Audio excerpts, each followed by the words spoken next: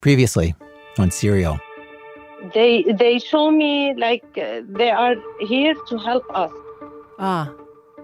Yeah. So they also get some snack type items based on their compliancy status. We need to gather information. These are the people that we need to get it from. They would talk. They would be like, why am I still here? Can you send me home? We don't know what's going to happen. It's like there's no foreseeable outcome. There's no, like, how long am I going to stay in this prison? From Serial Productions and the New York Times, this is Serial Season 4, Guantánamo. One prison camp told week by week. I'm Sarah Koenig.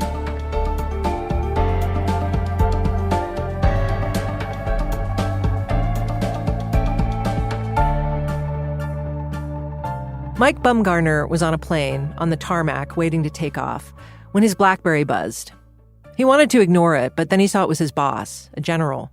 When the general calls, you generally answer. He scooted to the back of the plane. So I'm hiding back there from a BlackBerry and talking to the general. He says, Mike, he says, I need you to go down to Guantánamo and take command. His own command meant he'd be in charge of a whole brigade, boosted into the rarer air of the senior officers. This was the call he'd been waiting for. And he said, will you accept it? I said, yes. He said, you don't want to think about it? He said, it's got some issues. And This was early spring of 2005. Mike Bumgarner was in his mid-40s. He'd spent the last 2 decades rising in the military police corps, stationed all over the place. Guantánamo would be his biggest assignment yet. He'd be the de facto warden of one of the most controversial prisons on the planet. But the place had been operational a few years already, and a prison's a prison, right? To be honest, I didn't really think it was going to be that hard. It would be hard. It would be the worst year. Not just Mike Bumgarner's worst year. Some former detainees agree it would be Guantánamo's worst year. By the end of Bumgarner's tenure, hand-to-hand combat would break out between guards and detainees. Severe new protocols would prompt worldwide condemnation, and the worst would happen. 3 men would die. Apart from the superlative designation of the worst year, about the only thing the U.S. military and the prisoners agree on about that time is that before it got horrible, it was going pretty well for Guantánamo. A fragile détente was taking seed until they betrayed us, or until they betrayed us, depending on who you ask.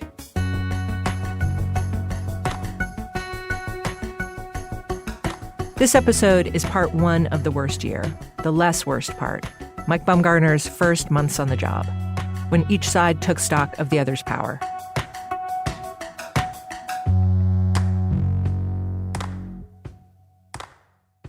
About a week after the call, Bumgarner arrived at Guantánamo.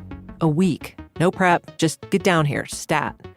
From the airport, they whooshed him across the bay on a fast boat, straight into a waiting car that delivered him straight to his new commander, Army Brigadier General Jay Hood, who has a kindly face and does not suffer fools.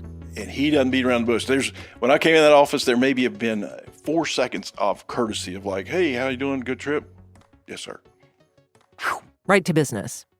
General Hood gave him a rapid-fire rundown. 540-some detainees, here's how many in segregation, here's how many in discipline blocks. General Hood didn't want to be interviewed for this story, but Bumgarner said Hood's main point was about PR. Bumgarner says Hood told him the military was losing the public relations war over Guantánamo. Hey, we're under a lot of scrutiny right now.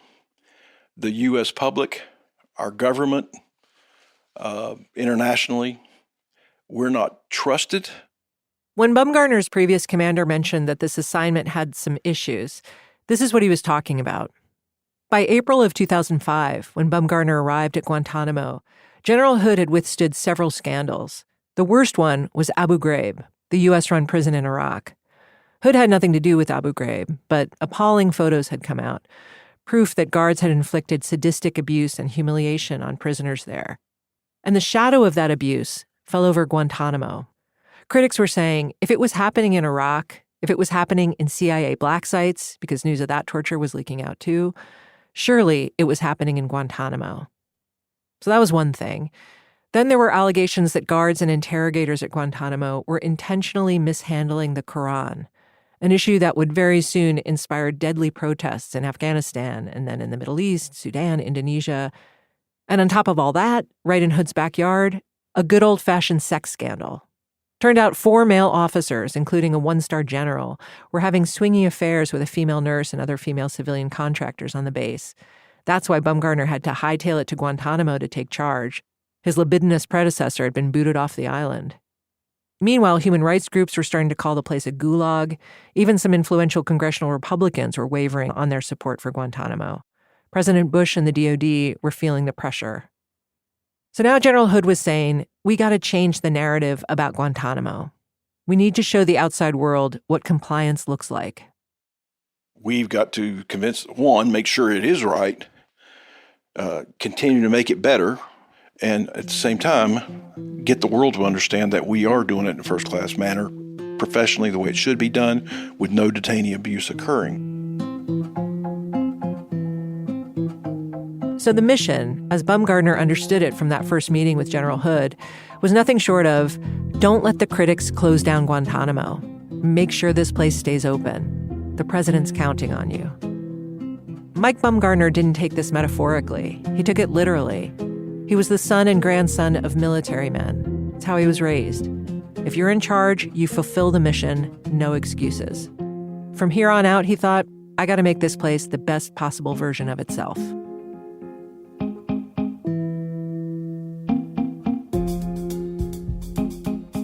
Before he made any changes, Bumgarner reviewed the whole operation.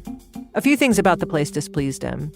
First, he found it surprisingly uptight in some respects. As an example, when I arrived, they could not have a straw because some felt it could be fabricated to make a weapon. The senior staff seemed to think anything could be turned into a weapon, as if these detainees had superhuman skills. Bumgarner thought, a lot of the security stuff we're doing, it's over the top.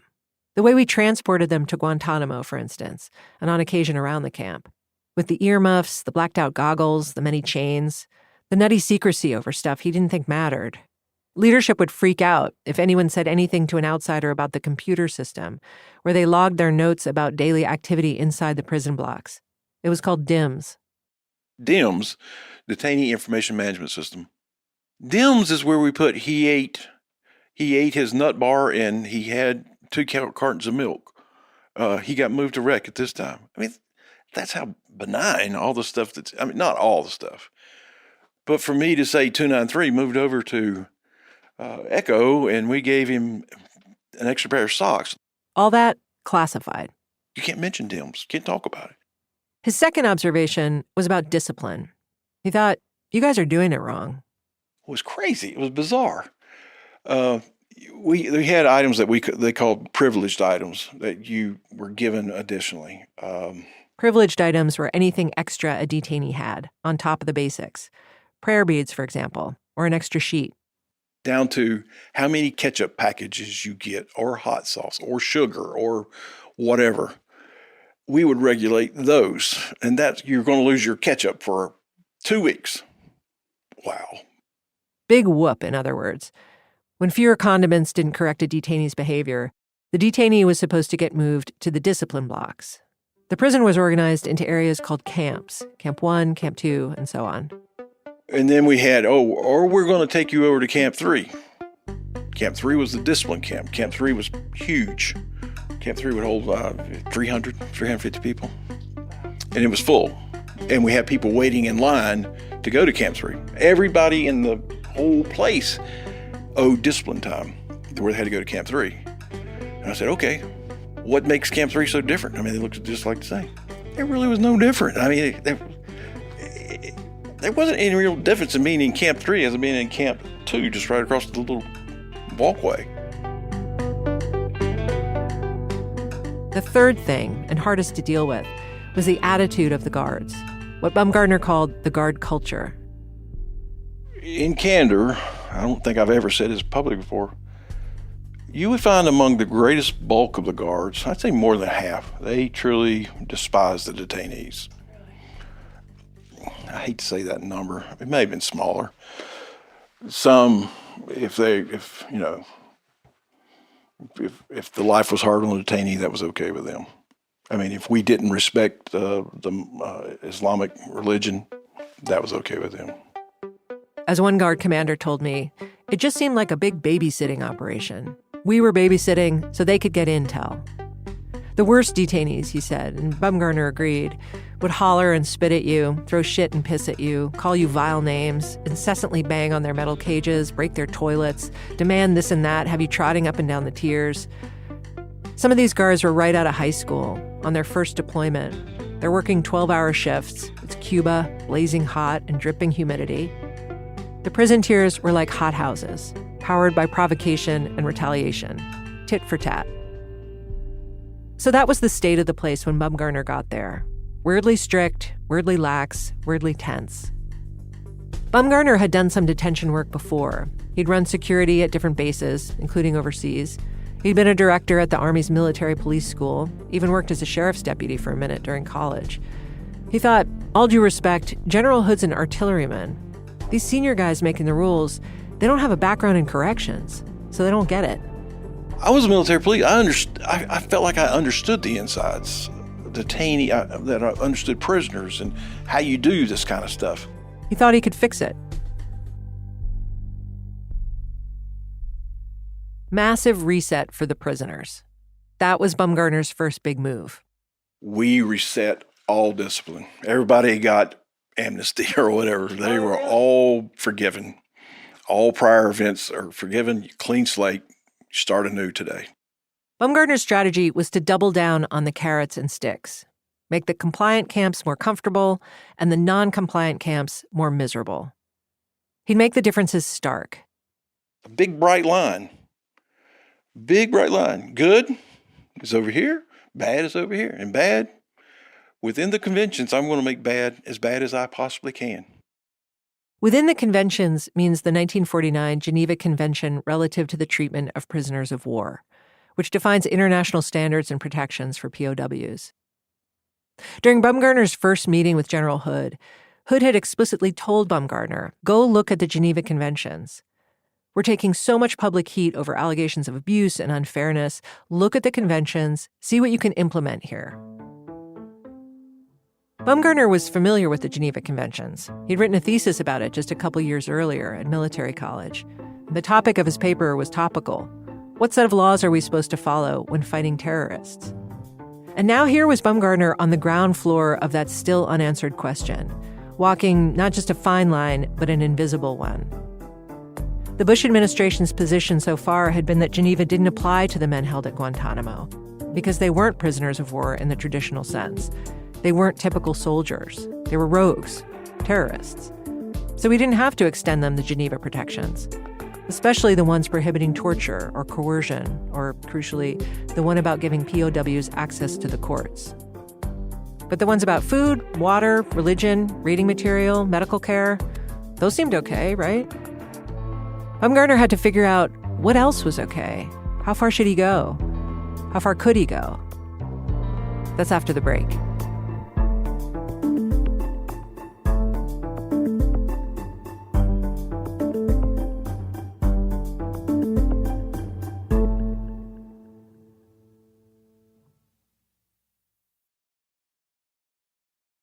Bumgarner and his team developed a sort of caste system among the detainees, demarcated by the color of their clothing.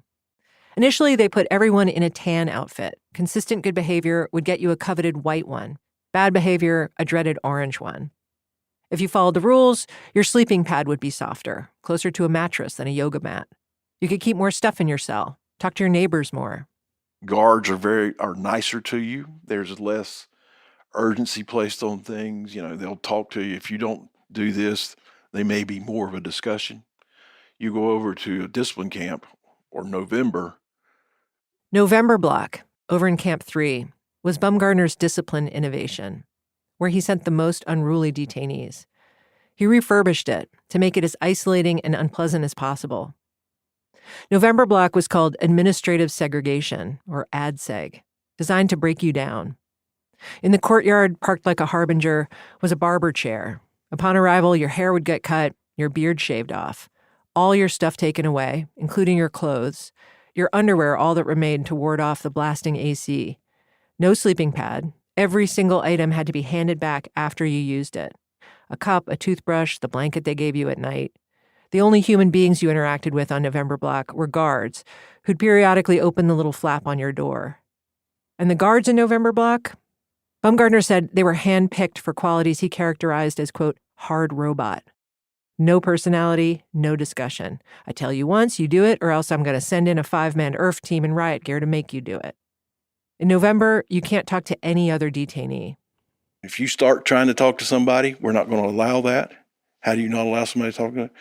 And what we would do, we'd drown it out. Either from the guards just start yelling, and all the guards would just start yelling. Or we would turn on the big fans on the end of the halls, vacuums. The noise from the vacuum, I forgot to mention, it huge, giant vacuum cleaner is on. That is Ahmed Arashidi, formerly known as detainee number 590, formerly nicknamed the General by U.S. personnel at Guantánamo.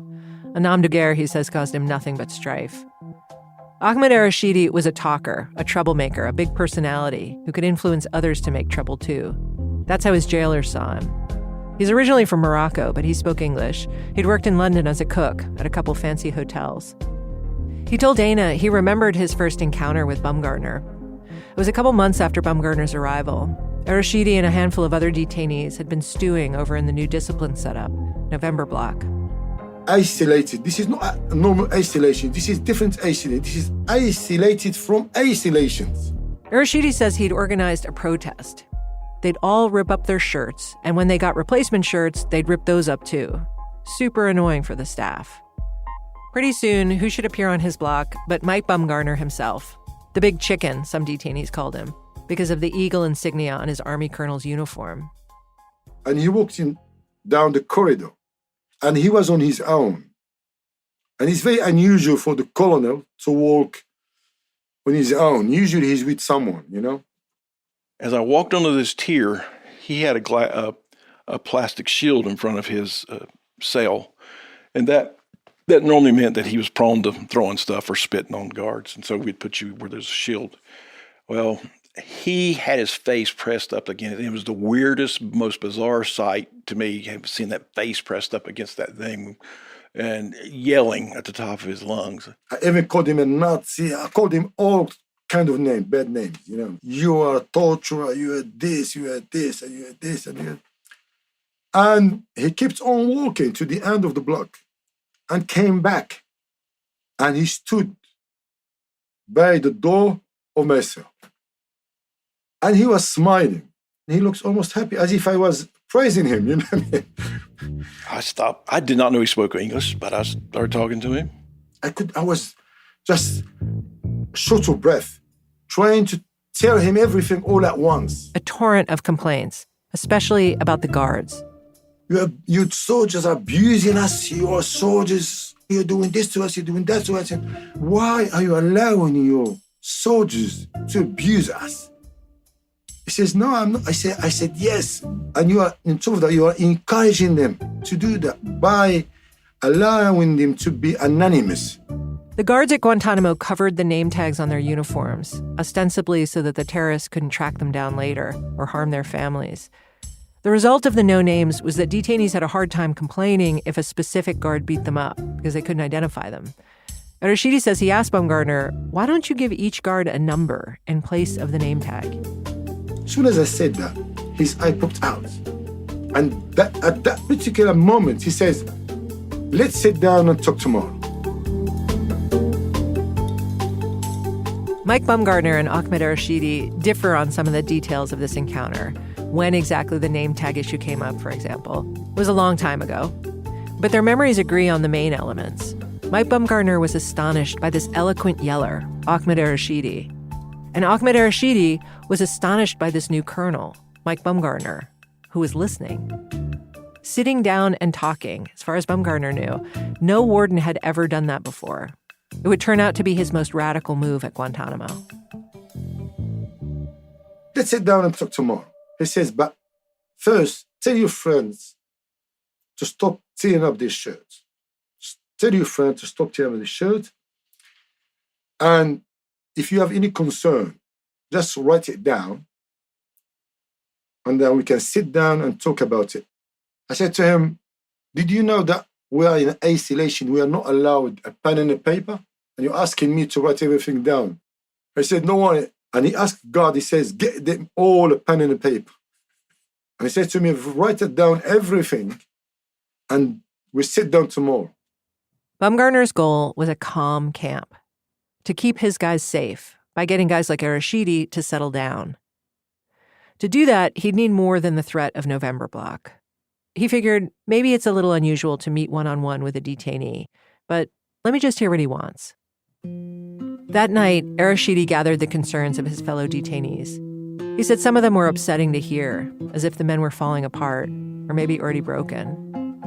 One guy asked, please, can you let us have more than 24 hours between the 30-day stretches of isolation? Another guy, one of his demands, not so upsetting.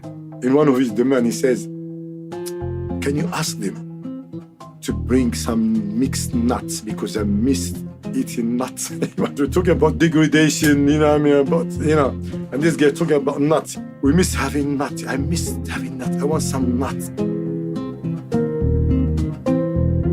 Next day, Bumgarner and some of his staff, dressed in their desert camouflage, and Arashidi in his orange detainee scrubs, sat down at a little picnic table near Bumgarner's office. The two men weren't so far apart in age. They both had a lot of confidence and a temper. As Arashidi remembers it, they met for a few hours, and then again the next day. Arashidi said he was impressed by the consideration Bumgarner showed his staff. With each detainee request, he'd turn to his colleagues, ask their opinions. For his part, Bumgarner said Arashidi seemed smart and a little strange. He was a different fellow. Mercurial comes to mind. Oh, really? Yeah. He's the one that drew me a map. It was a drawing of a path, representing an aspirational timeline for the prison. At the beginning of the path was the past, which Arashidi labeled the Dark Ages. Bad food, poisoned water, lack of respect for their religion. Everything bad. And he's got these all along this path. And then the transitions to where, good food, respect for our faith. And it leads to, I don't know if nirvana, but, happiness on the far right. He got the picture. The talks were fruitful. The camp administration would end up adopting a new prisoner design menu with 4 daily options, including one for those with delicate digestion. They'd provide detainees with bottled water. Wall clocks would be installed in the camps so that detainees wouldn't have to rely on the guards, who typically answered daytime or nighttime when you asked them the time. Even better? For the first time, we were allowed to have the light dimmed in our cells for the first time after 9 o'clock. Blessed dimness after years of blazing lights 24/7. Rec time expanded, Arashidi said, to 2 hours instead of 20 minutes. And instead of 20 sheets of toilet paper, a guy could get a whole roll. Bumgarner wasn't about to get rid of November block or abolish Irving's, but he agreed to some new guard protocols. To fix the name tag problem, he agreed to Arashidi's number solution. Each guard would wear an assigned number on his or her uniform. Bumgarner agreed to stop the guard force from calling the detainees packages when moving them around the camps. And he agreed to Arashidi's proposal for how to stop the guards from stomping up and down the metal floors during prayer time. He said, why don't you put out prayer cones? And that became accepted where General J. Hood and Admiral Harry Harris was talking to the White House about the prayer cones, and it just became accepted. Prayer cones, of course. I always thought that was so crazy. I remember when he said prayer cone, I go, what is a prayer? He goes, I don't know. Why don't you take a traffic cone and put a big P on it and put it out whenever it's prayer time, and so that'll tell everybody to be quiet on the tier. And the guards saw that, and they respected it too. It got to the point, though, they say, well, it squeaks over here, and your guards continue to walk up and down the tier, but there's a squeaky part right here, so quit walking over there. And they would put a prayer cone over the squeaky part. I mean, that's the extent it went to. So it's not like we were blowing them off. We were trying to cooperate with them. Arashidi, though, was conflicted about his own role in this extraordinary 2-day summit. On one hand, he said he felt like a hero. The prisoners had won important concessions. On the other hand, maybe he was selling his fellow prisoners short in some way, negotiating over small, practical questions, toilet paper, rather than the actual shit, The biggest, most pressing question. Why are you still holding us illegally, without charge? So I thought maybe I'm giving the wrong message to Baumgartner and to the authority in Guantanamo. By maybe they're going to give the wrong message that these guys, they just wanted better food and better treatment, and we are willing to stay in Guantanamo indefinitely. They're going to think that we are okay with it. It's okay, you can keep us here for the rest of our lives. The prospect of indefinite detention, no clear system for how this all ends, that trumped every other complaint, every other demand. When would Baumgartner negotiate about that?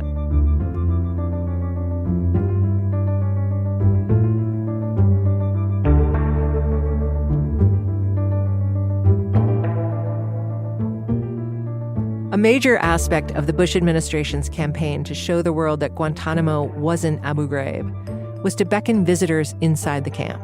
Dignitaries, politicians, reporters. During one press conference a few months after Baumgartner's arrival, President Bush said it about 4 times. Go down there, take a look, see for yourself. And people did. The charm offensive, helped along by Baumgartner's soothing North Carolina accent and folksy manner, was working pretty well. Occasionally, Baumgartner told me, he misstepped.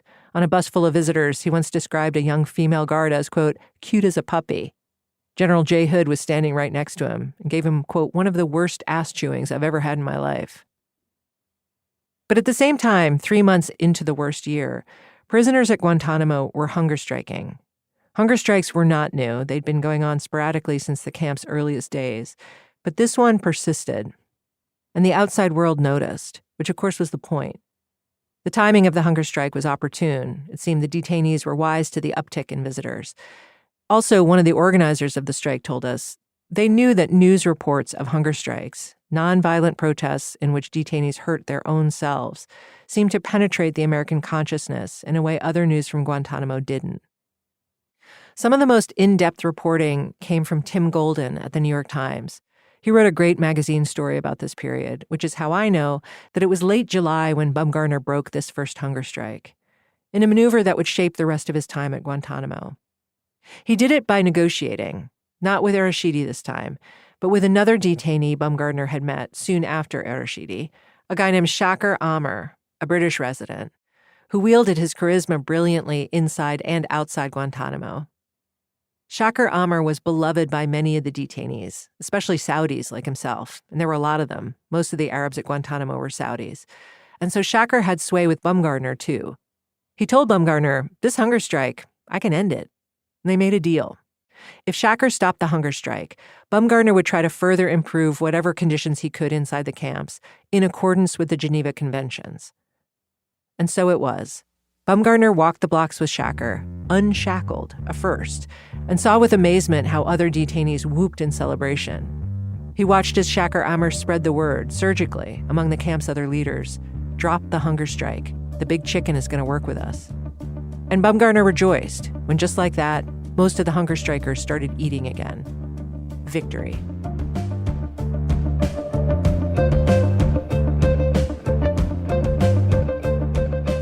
Now, instead of individual negotiations, Baumgartner was ready to start a council of detainees, which would communicate grievances to the camp administration. Arashidi says he'd suggested this to Baumgartner. I've also read versions where Shaker Amr is credited with it. But Baumgartner says he did it because Geneva Conventions. POWs have a right to self-representation. Baumgartner knew this might be delicate to pull off. Not everyone above or below him was fully on board. Why give these detainees a sense of authority? Why let them kibitz? But Baumgartner had faith. About a week after he walked the blocks with Shaker Amr, 6 detainees were brought together to a rec yard outside Alpha Block in Camp 1 for a sanctioned meeting with camp administration. And these 6, according to Baumgartner, they were some of the most powerful detainees in the camp. An Egyptian religious leader named Allah Muhammad Salim. Very smart guy. He was brilliant. Abdul Zaif from Afghanistan, who'd been a Taliban cabinet minister. I mean, he was a big dog. A Saudi engineer who went to university in the States and proudly admitted his membership in al-Qaeda, Hassan al-Sharabi. Al-Sharabi, he was a very handsome fellow. Always looked like he'd just stepped out of the shower, beard perfectly trimmed, meticulous. His clothes always, I don't know how he did it, really. I mean, I wish I could have looked like him. And finally, Shaker. effervescent. I mean, he bubbly personality. He can charm the pants off of it. He seems like such a nice guy. You can hear it, right? He liked some of these guys. Hassan and Shaker especially. He figured a couple of them would instantly kill him if they got the chance. Hassan Sharbi had said as much without a muss of his gleaming black hair. But aside from that, Bumgarner said he respected them. Not necessarily their beliefs, but their stature. The second time the group met, Bumgarner joined. He sat with them. The prisoners had no leg irons on, no cuffs, freestyle. I thought by this point we were doing pretty good on meeting their demands of the camp administration. And I think they probably felt that way too, because we didn't stay on that for maybe 10, very briefly, if that. Even if at all. We went to the big issue. You got to get us set free. Bumgarner told them, that I cannot do. He was the warden, full stop. Freedom and justice were above his pay grade. Surely they could understand that. And it's what I tried to get them to understand is you're going to be here. You're going to be here. And I can try to help make your life a little better while you're here, or you continue to be miserable. And that's why I was trying to understand that. You're not leaving.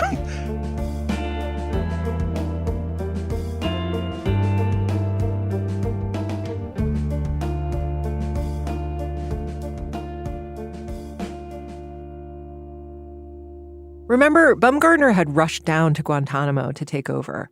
No time for language or cultural training. The prison was holding hundreds of Muslim men from umpteen countries, Afghans and Saudis and Yemenis and Pakistanis and Algerians, suspected Taliban and al-Qaeda operatives. Sure, Bumgarner was interacting with a few of the detainees individually, but on the whole, Bumgarner knew very little about his prisoners. He was endearingly, if disturbingly, frank about that. I didn't know the difference between a terrorist and an Arab. He lamented a few times that he deployed to Iraq after he deployed to Guantánamo instead of the other way around. That way, he would have recognized that some of the things he thought were terrorist viewpoints were simply Arab viewpoints. He misunderstood, or maybe half understood, who he was dealing with, a gap I'd venture stretches to this day. For instance, Bumgarner believed, to a man, all the detainees, well, maybe not Shaker, but definitely everyone else, would be willing to die for their cause, which he understood to be entwined with conservative Islam. So he tried to keep an eye on the religious leaders among them. These guys are very powerful, and there's only a handful of them, and I can't give you any names. I can remember one of them, sort of strange. We called him the Viking, red beard, red complexion, red hair. Murat Kurnaz, a German resident whose family was from Turkey. That's funny, yeah. Was Murat a religious leader at Guantánamo? No, of course not, no. To hear Murat tell it, he was a nobody, only 19 when he got to Guantánamo. He didn't speak Arabic or Pashto. He could barely talk to anyone. He hadn't even been to a religious madrasa like some of the other detainees. It's funny what said. They never would accept my religious things about between the Arabs. It's funny. Who said that? Murat struggled to remember Bumgarner, but a lot of personnel remember Murat. He wasn't at Guantánamo that long, relatively speaking, but he stuck out to people because he stuck out. He was a very large person, a martial artist who missed his practice so dearly. He was once seen bench pressing two smaller men out in the rec yard. He was sort of European. He spoke German, also some English, plus the reddish hair.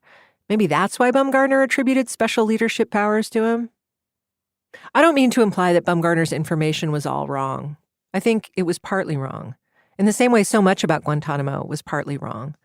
We craved order, rhyme, and reason.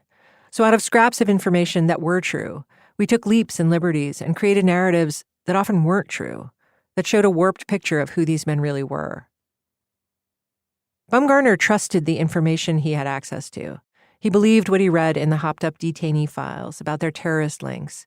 He believed the intelligence research about how al-Qaeda continues to organize, even in confinement. He believed the detainees had a sort of org chart, an organized org chart. Very, very organized. Organized cellular by function. Organized, in other words, in much the same way terrorist cells out in the world are organized. You would have those that actually specialized in message passing. You would have guys who would be the muscle, if you will, the attackers, the frontline soldier, if you will. You would have and Shocker actually told me this, you You sort of had the political affairs guys. I mean, every block had a leader. That's Omar Dagais, originally from Libya, but his family escaped to Britain when he was young. He and other former detainees told us, yeah, there was some organization, but not like that. It was loose. People on the block would vote and designate someone as the go-to person, to make group decisions when need be, or to interact with the camp administration. It wasn't an al-Qaeda thing, Omar said. It was just a we're in prison together thing. Maybe they only vote for a person because he speaks English, or maybe he's a leader in one block, but then he gets moved to a different block and now he's a regular Joe. And it didn't depend on his background, whether he was what he was before or who he was. It all depended on how active he was inside prison. So like, for example, Shakir was very active and he spoke for people and he translated and he helped and he tried to. So that will be considered by others that like they would support him. Shakir, he had to be somebody in Al-Qaeda. I mean, he just had, in my mind, he had to be. There's no way he could exert just off of his dynamic personality. I don't know, maybe I'm wrong. Maybe he was wrong. We never had good evidence to prove Shakir Amr was al-Qaeda. Shakir didn't want to be interviewed for this story. He was cleared for release in 2007, though he wasn't allowed to leave Guantánamo for another 8 years. And Murat Kurnaz, the guy from Germany, he left Guantánamo in 2006 after spending 4 years there. He'd later learn both U.S. and German officials determined soon after his arrest that he wasn't Taliban or al-Qaeda or a real threat to anyone's national security. Right or wrong, this picture Baumgartner had of detainees who were ideologically fiercer than Americans, who didn't fear death the same way we did, who were highly, secretly organized. Of course it influenced detainee policy, how we treated them, and how we responded when they scared us. That's after the break.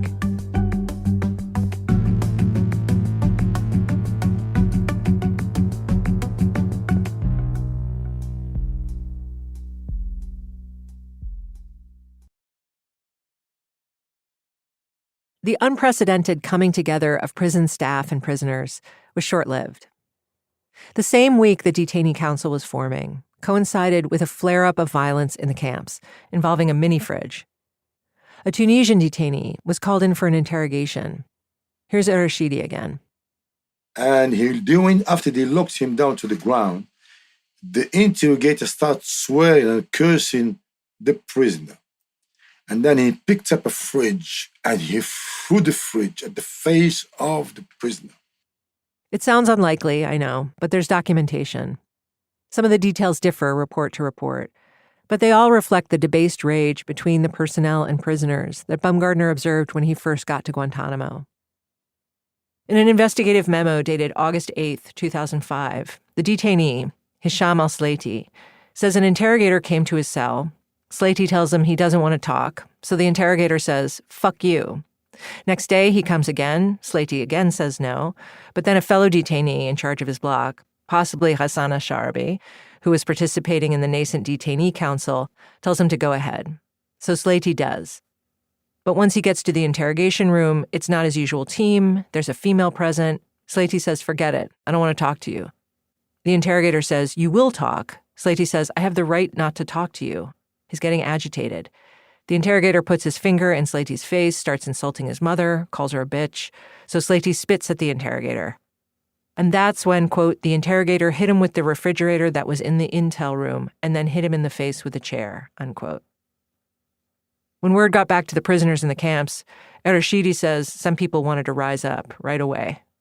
But the people said, look, let's not do it. Let's keep it calm, okay? Some people still hoped to break the exhausting, reactive rhythm of the camps. The council was underway. Maybe it would work. Again, accounts vary about the exact order of events during this first tumultuous week of August. But according to Rashidi, the prisoners had checked their rage over the mini-fridge incident. But then, meeting number 3 of the council, Baumgartner wasn't there, but his recollection is that some of the prisoners started passing notes to each other, which was against the ground rules. Tim Golden, in his magazine account, wrote that when an officer tried to confiscate the notes, quote, some of the detainees popped them into their mouths and started chewing, unquote. When General Hood got wind of what had happened, he disbanded it. the council and said he didn't like us using the word council either. He said, I never want to hear that word. And that's pretty much when he told me, you're going to not be talking too much to detainees. He never did say I could not totally talk, but he started reining my interaction with them in. Oh, really? He was like, shut it down now. Pretty much so. Yes, pretty much so. Bumgarner said he pushed back a little, but not much. He knew Hood was powerful. He didn't want to get fired. On the heels of that breakdown, another incident. El-Rashidi said a Kuwaiti detainee was summoned to the interrogation room. When he refuses to attend the interrogation, they came with the earth team, they beat him up, humiliated in front of us. The first one we didn't see, the Tunisian, because he was in the interrogation room. But the second one happened in front of us, inside one of the cell blocks. I was there, I was present. Oh, you saw it? So, yeah. Okay. When that happened, automatically everybody started banging, breaking things. And a few minutes later, Bumgarner came onto my cell. He came onto my cell. And he wanted to say, what was going on, as if he's not part of it. And he says, I've got nothing to do with that. It's not his decision to do that. El-Rashidi was mad. He thought the real purpose of Bumgarner's visit wasn't to find out what had happened to make them upset, but to take the temperature of the blocks, try to get a beat on how bad this was going to be. Bumgarner had given his word that he'd curb the violence, but now he seemed to be shrugging. If he wasn't going to make his guards behave, why should the prisoners behave? Whatever gossamer of trust and respect they'd begun to weave floated away. Prisoners broke the breakables in their cells, mostly the foot pedals on their toilets. They banged and yelled. Some prisoners suspected the violence against the Tunisian, then the Kuwaiti, was a provocation, that the guards and interrogators had sabotaged their attempt at self-representation, that Bumgarner had betrayed them. So he went away, and that's it started. So the hunger strike started that particular night. A renewed, reinvigorated hunger strike, egged on by Shaker Amr. Bumgarner had had it with Shaker. They'd been working together for weeks, productively, or so Bumgarner had thought. So he's playing a very important role initially. And then when he went against me, I got, Hood's concurrence to put him out in Camp Echo permanently. And he stayed in Echo for the rest of the time. So he was away from the general population for the remainder of my time. Oh, my God. He never went back in. Because you were afraid he would have an influence. Yes, exactly. He had sort of betrayed me.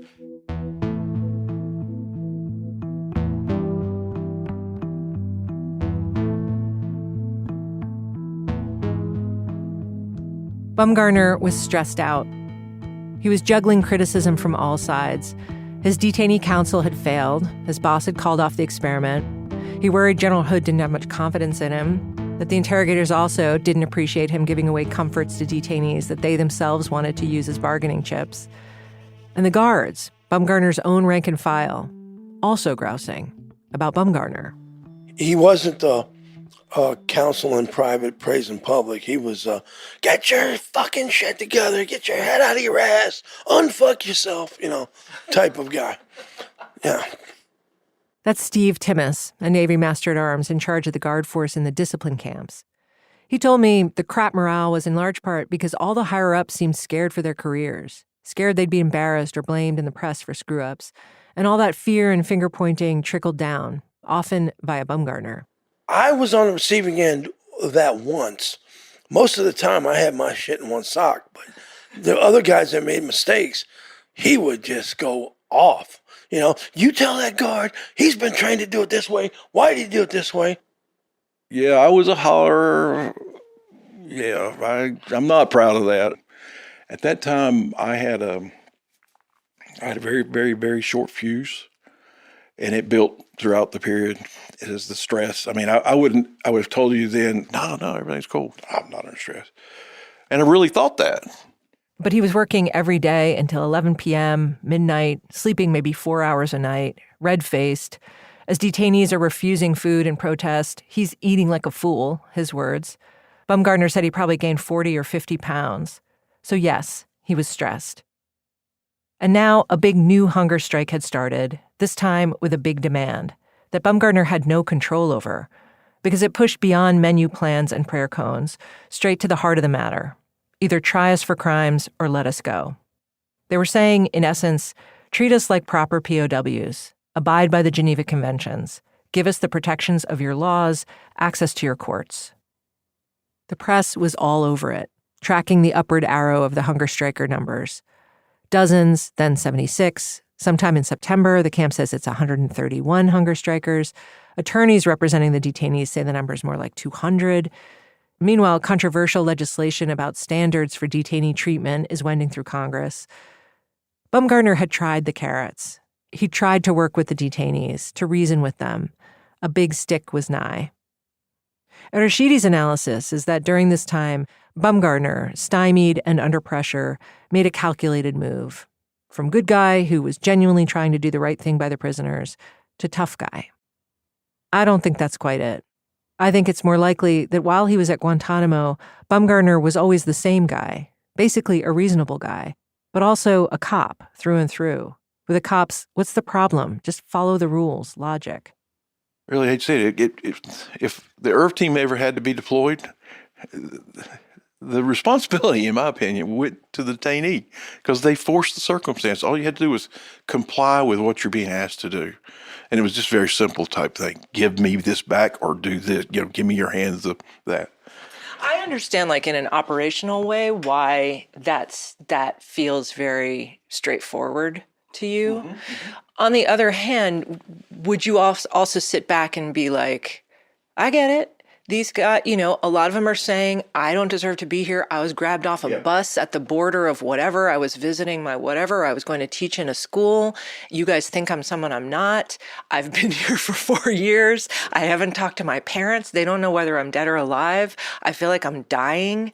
I hate the food. I can't speak to anyone. I miss my sisters. Fuck you. Yeah. I'm not going to do anything you ask me to do. Why would I cooperate? All I have, the only power I was on a roll now, and I couldn't stop.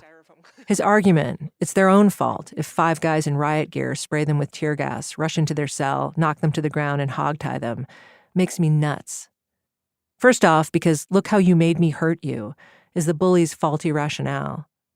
But also because the part that gets left out, the part the government and the military never seem to acknowledge, is that the whole time we had all the power, an imbalance poisoned by the reality that our intel was flawed. We weren't clear in our own minds about who we had or what they knew or why we were even holding them. And so why is it surprising in any way, or even wrong, frankly, for a detainee to push back against our ill-used power, either for the sake of Islamic jihad or for the sake of due process?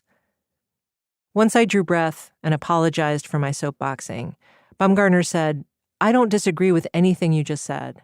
But back then, I can't say that I fully took into consideration all you just described. What now in life, after 15 years, I do look back with a different perspective on it all. At that time, did I really take in large consideration there? Probably thought of it, but not much more than a few seconds. As long as it was safe and secure and I knew I wasn't harming them, I didn't really get into the thinking about the woes on their life. I'm sorry to say, perhaps I should have, but I didn't. I think I was getting, every day I got closer to it. You get close to that until something happens.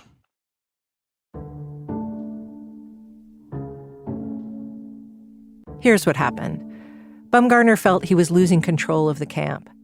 The hunger strikers filled the detainee hospital, which is where they'd get tube-fed if they refused to eat. Tube-fed in a hospital sounds to me like one of the worst places to be anytime, anywhere. But Bumgarner said, oh no, it was nice in there. It was always air-conditioned, cool. You had to lay on the bed. You got meals brought to you, served to you like you're the king. You got attractive nurses who paid attention to you constantly. The nurses were attractive because they were female. But for Bumgarner, it was the lozenges that broke this camel's back. When you get the tube dropped down so many times, your throat becomes irritated. And so the nurses would give them lozenges or cough drops, and they get to choose the flavor they want. I initially thought, give them, make them be happy. So what? So what? They had lozenges. Who cares? But then I've slowly began, well, not slowly, I've pretty much began to see we're not running things anymore. They're running things. They were bringing us to our knees on resources and just messing, from our perspective, just messing with us constantly. I mean, we're now the terms are being dictated by them. They have the offensive. They're the ones dictating what's going on in the camps, which was not good. Consultants from the Federal Bureau of Prisons were brought down to assess the situation, including a forensic psychiatrist. They agreed with Bumgarner. You got to take back control. And so he endorsed a new approach to the hunger strike, one that the camp administration would call life-saving, and that prisoners and most everyone else would call horrifying: force-feeding chairs. By early December, the first 5 restraint chairs were shipped to the island. Soon 20 more would be en route. No more cushy hospital feedings at your convenience. If you refuse to eat, we're going to put you in the chair, your legs, arms, torso all strapped in. The camp even customized the chairs, Bumgarner said, so you couldn't move your head. And then a tube was snaked through your nose, down to your stomach. Not everyone was voluntarily getting into that chair, so the ordeal was sometimes preceded by an earfing, then guards holding you down to strap you in. Detainees are peeing on themselves, shitting themselves. Bumgarner said they did it on purpose. Detainees who experienced it said it was because they either put too much liquid inside you or cruelly added a laxative or just left you there too long. We put a pad under it and said, what happens, happens. You're not coming out of this chair till you're fed. I know that sounds probably hard. That's probably, if I can think all things that we did in Guantánamo, that's probably the harshest thing we did. Yeah. Matter of fact, I'm sure. The chair. The chair. Did you watch it? Oh, yeah, many times. Many times. Even some personnel were traumatized by the process, never mind the detainees who underwent this fresh hell. You couldn't take it. Somebody inserting a tube into your nose, down your guts, and then pull it out violently and then put it again. And you couldn't take it. It was the worst period in Guantánamo history.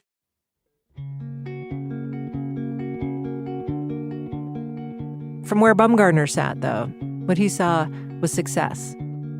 Peaceful as could be. I mean, very little misconduct. Very, very, very, very little misconduct. When he'd arrived all those months ago, the discipline camps had been at capacity with a wait list. Now they were sparse. For a number of days, they actually closed November, an empty discipline block. There was no detainees on it. That's unheard of. To have that, that's so momentous. That doesn't mean a lot to you, but I'm telling you, that is huge. That is huge. Bumgarner had done it.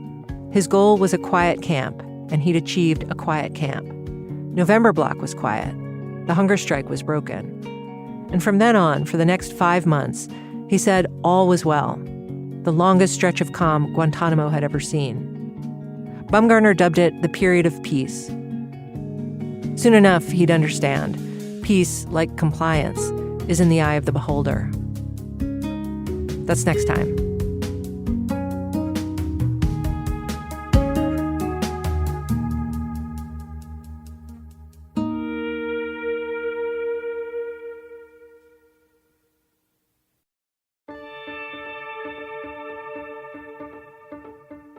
Serial is produced by Jessica Weisberg, Dana Chivvis, and me. Our editor is Julie Snyder. Additional reporting by Cora Courier. Fact-checking by Ben Phelan. Music supervision, sound design, and mixing by Phoebe Wang. Original score by Sofia Deli Alessandri. Editing help from Jen Guerra and Ira Glass.